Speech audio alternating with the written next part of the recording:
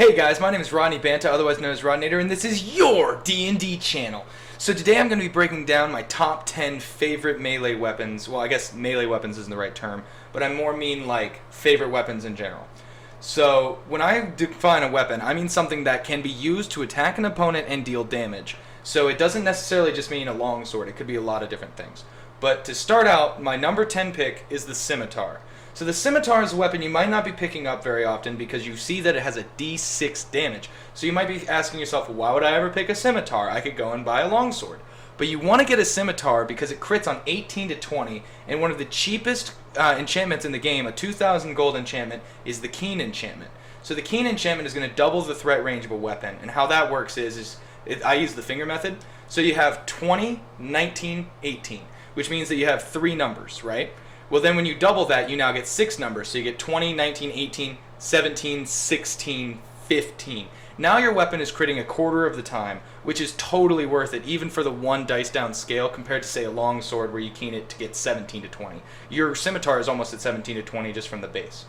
So that's going to be my layout of the scimitar. I love taking them. It's always good to have a scimitar and like a kukri if you're doing a crit build and 2-weapon fighting, so you can get the maximum opportunities to crit with your weapon. My second favorite weapon, my number 9 slot is going to be the double sword. So the double sword is a weapon that is not used very often. Most players never pick it up because they don't understand the mechanics behind it. But a double sword is basically a big long handle with blades coming out of either side, and double weapons with variant rules can be used to make basically any one-handed weapon into a double weapon. So personally, I really love the idea of a double scimitar versus the orc double axe, which is just a D8 on each side, where the double scimitar has the crit range. So how a double weapon's going to work is you're going to be able to use the double weapon to attack as if you're using 2-weapon fighting without a second weapon in your offhand. It's all just 1 weapon. So you still need to take the 2-weapon fighting feat, but it's 100% worth it, especially for flavor, because you're like a monk. Oh, well, there goes my mic. You're like a monk spinning around, flipping, and doing all these cool things with your double sword. And on top of that, it's just a really cool idea. You can attack like that, you can swing, you can do a flurry. You know, there's all kinds of stuff you can do with a double sword just for flavor play, let alone how cool it is in general just to wield a double sword.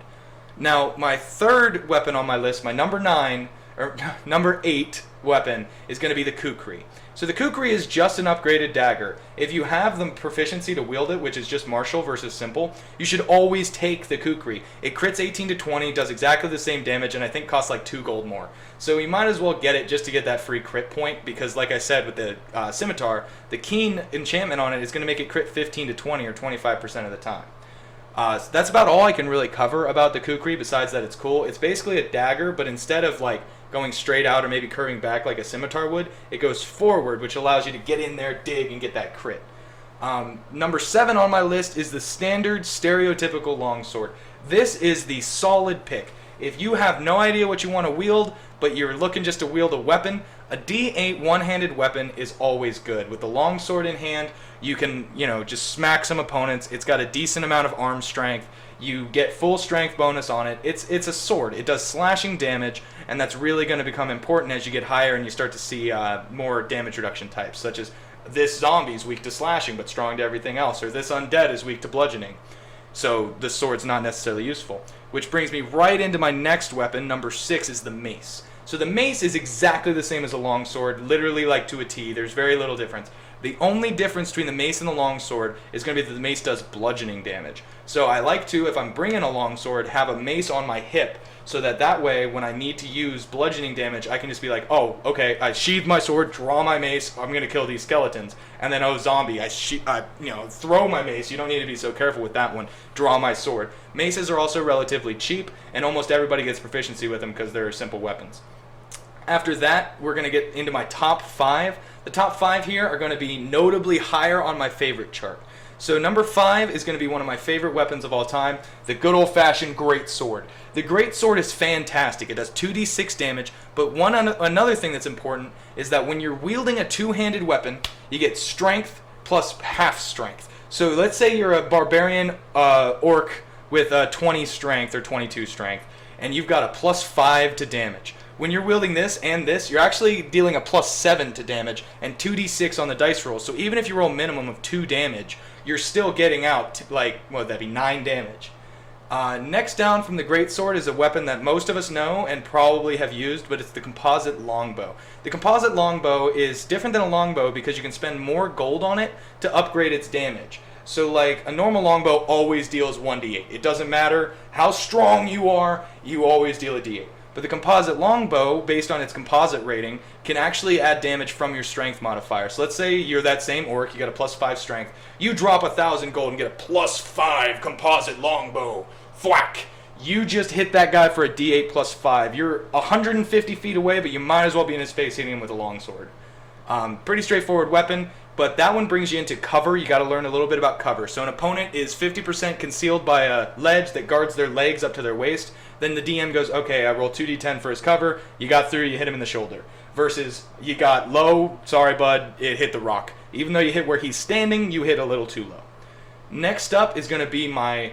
It's real tough when you get to here. These are my top 3 weapons. In my top 3 weapons here, they can kind of play around a little bit. I really love absolutely all of them. But my number 3 favorite weapon of all time is the full blade. The full blade is a weapon that you're not going to find in very many books. It's in like Complete Warrior. It's also in the Arms and Equipment Guide. And it tends to be in supplementary books. You're not going to find it in Player's Handbook 1. But what it is it is just an upgraded greatsword. It requires an extra feat to take, similar to a bastard sword. But when you wield it, it does 2d8s plus your strength modifier times 1.5. So you're that same orc. You got a +5. Now you're hitting 2d8 plus 7. Now sure, your minimum damage is still the same at 9. But you might max out at 16 on your 2d8s plus 7. I just hit this guy as a level 1 for 23, maybe 24. I'm not in the math mode right now. But 20-some odd damage just thwacked as a level 1. Most enemies you're encountering as a level 1 are probably going to be between 1 and 2 hit dice, maybe a 3 and a 4 hit dice boss. So if your 4 hit dice boss has 4d8s, he rolled low on his second and third one, so he's only got 21 HP. Your fighter, barbarian, whatever, just came in and thwack, one-shot your boss. That's the full blade. It's kind of ridiculous. I'll go ahead and get into the mechanics of the full blade too. So the full blade is actually a large class bastard sword. So in the rules it states that a medium class weapon wielded by a small class creature can be wielded in 2 hands instead of the 1. So for instance, a medium class longsword has exactly the same statistics as a small class greatsword. Well, then the question becomes, okay, there's an in-between there.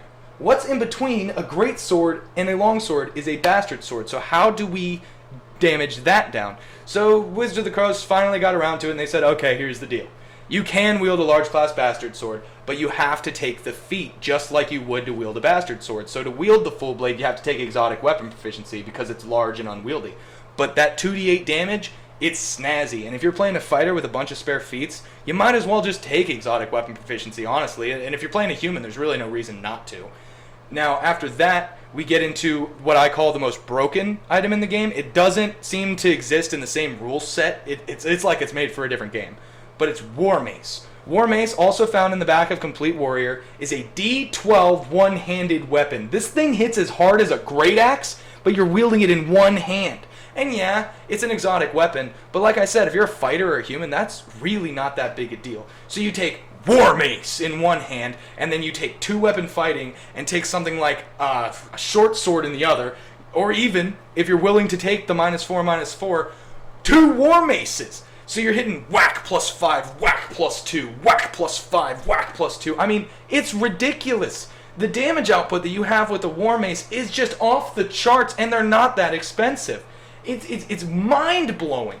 Now, after that, we get into my all-time favorite weapon. If you see me playing a fighter, I'm taking this weapon. If you see me playing a barbarian, I'm probably having this on standby.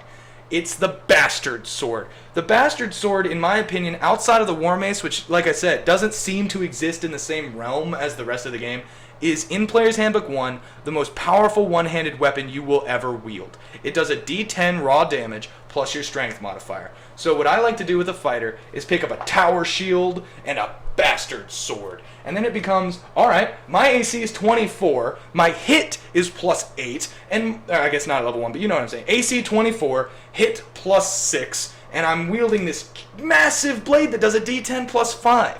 Like, you're unstoppable. You're the guy that jumps right into the middle of the flurry. Try and hit me, I dare you. And guess what? They cannot hit you. 0 out of 10, not going to happen. You won the fight.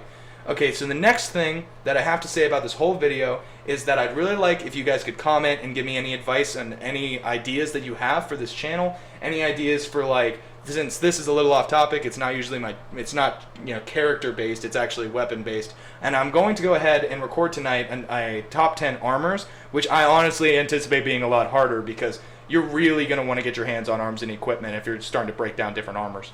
But anyway, my name's Rodney Banta. Thanks for watching. My name's Rodney Banta. This was your D&D channel. Thanks for watching.